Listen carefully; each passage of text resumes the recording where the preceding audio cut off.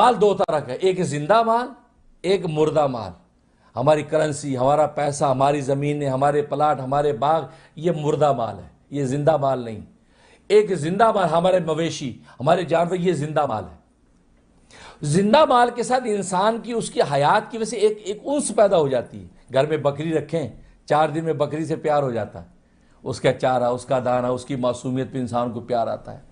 تو اس لیے اللہ تبارک و تعالی نے زندہ جانور ذبح کرنے کا حکم دیا، اس لیے کہ جب زندہ جانور کو ذبح کرے گا اور اس کے ساتھ اس کو ایک انس اور تعلق پیدا ہو چکا ہے، اور جس کے انس اور تعلق پیدا ہو گیا وہ آپ کا محبوب مال ہو گیا، اور محبوب مال جب اللہ کے راستے میں پیش کیا جاتا ہے، اللہ تبارک و تعالی اس پر آپ کو نیکی کی حقیقت عطا کرتے ہیں۔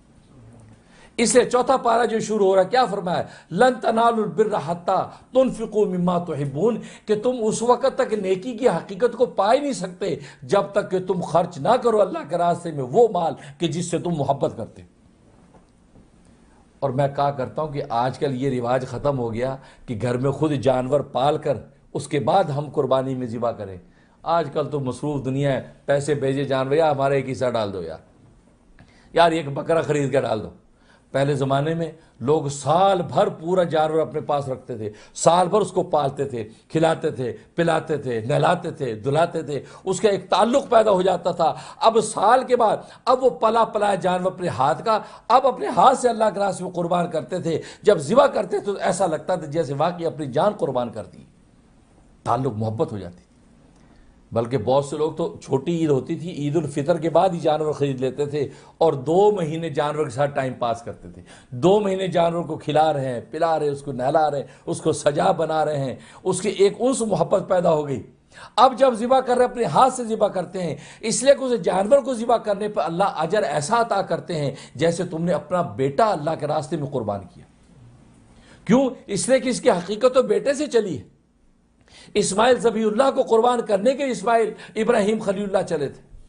اسے اللہ تبارک و تعالیٰ نے چونکہ بیٹے کا حکم دیا تھا، اللہ تبارک و تعالیٰ اجر بیٹے والا رکھا ہے۔ اس لیے روایات میں آتا ہے آج ہم جانور ذبح کر کے اللہ کے راستے میں پیش کرتے ہیں، لیکن اللہ تبارک و تعالیٰ کے یہاں آپ کو اس نیت کی وجہ سے گویا کہ ایک بیٹا اللہ کے راستے میں قربان کرنے کا ثواب دیا جاتا ہے۔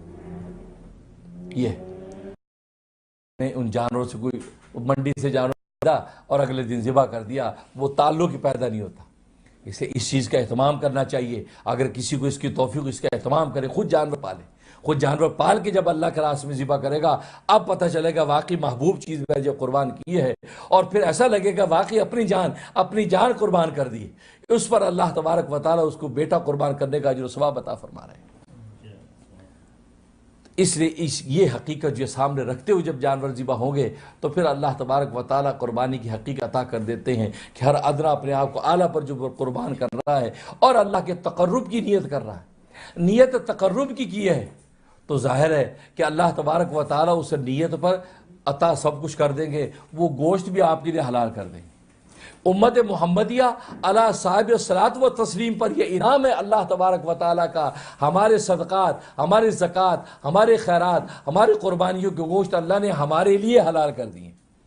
تم اپنوں کے اندر ہی بانٹ دو، ورنہ پہلی امتوں میں کیا ہوتا تھا؟ پہلی امتوں میں اس کو پہاڑی پر رکھ دیا جاتا تھا، آسمان سے آگ آ کر جلا دیتی تھی۔ لیکن ہماری امت میں کہا کہ اپنے صدقے اپنے غریبوں میں بانٹ دو، اپنے غریب رشتہ داروں کو بانٹ دو، گوشت خود بھی کھاؤ قربانی کا، اپنے دوستوں کو بھی کھلاؤ، غریبوں کو بھی کھلاؤ۔ یہ اللہ کی لطف و عنایت ہے کہ بس اللہ تبارک و تعالیٰ قبولیت کا ہاتھ ہمارے جانور پہ رکھ کے کہہ دیتا تم ہی کھا لو، تم ہی کھا لو۔ اس لیے کہ اللہ تبارک و تعالیٰ کو ہمارے گوشت اور خون کی ضرورت نہیں، اس لیے قرآن نے کہا لن ینال اللہ لحومها ولا دماؤها، اللہ کے پاس تمہاری قربانی کا گوشت اور تمہاری قربانیوں کے جو ہے وہ خون نہیں پہنچتے، وَلَٰكِن يَنَالُ التَّقْوَىٰ مِنْكُمْ، لیکن اللہ تبارک و تعالیٰ کے پاس تمہارا تقویٰ پہنچتا ہے، تمہاری نیت تقرب پہنچتی ہے، اس پر اللہ تبارک و تعالیٰ تمہیں عطا فرماتے ہیں اور تمہیں گناہوں سے بالکل پاک کر دیتے ہیں۔